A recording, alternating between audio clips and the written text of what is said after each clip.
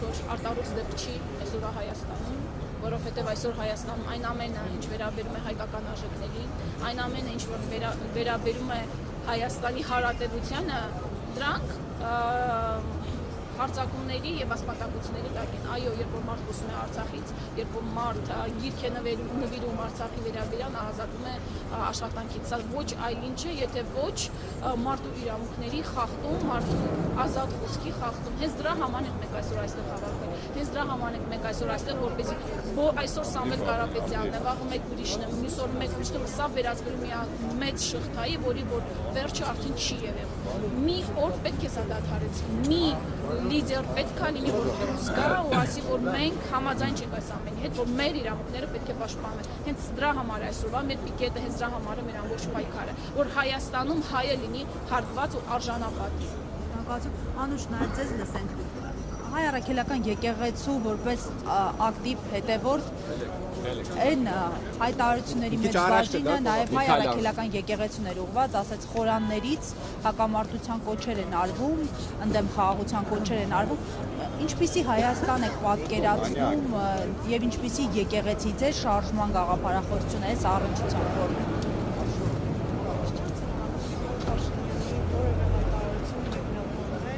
հայ առաքելական սուրբ եկեղեցու զավակեմ 13 տարի ծառայել եմ Արարատյան հայրասիրական թեմում։ Հենց Նիկոլ Փաշինյանի պատճառով ինձ հեռացրել են թեմից, որովհետև երբ որ Նիկոլ Փաշինյանը Սուրբ Սարգիս եկեղեցի եկավ եւ հրահանգեց զեղչել Ղեհաղար Հայրապետի անունը, մենք երիտասարդներով զեղչեցին հենց ինձ որպես Արարատյան հայրապետական թեմից ծրագրերի համակարգող Արարատության հատակապետ հեռացրեցին։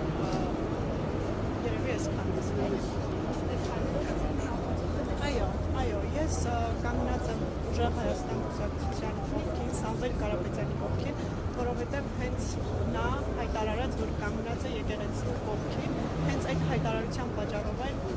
ինչպես տեսնում եք, նա դառավ քաղաքացիական։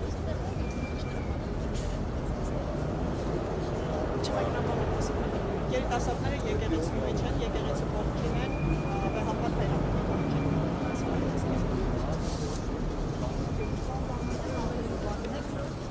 Տարածաշրջանը եռում է եւ այստեղ